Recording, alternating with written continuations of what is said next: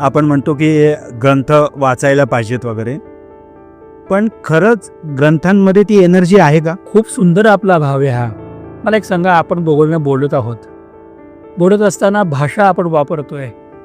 ही मी आत्ता बोलतोय, ही भाषा नंतर आपण शब्दबद्ध म्हणजे लिपिबद्ध करू शकतो. म्हणजे या भाषेच्या प्रत्येक उच्चाराला एक अक्षर आहे, एक चित्र आहे. ते चित्र जर आपण त्या पद्धतीने मांडलं तर माझं बोलणं ते चित्र काढली तरी आ इ ई किंवा क ख ग घ हे चित्र आहेत एक प्रकारची. तसे चिनी भाषा चित्रांमध्ये तर अशी चित्रमय भाषा आपली वाणी. मग ते चित्र जे आहेत ती अक्षर रूपामध्ये ग्रंथामध्ये असतात.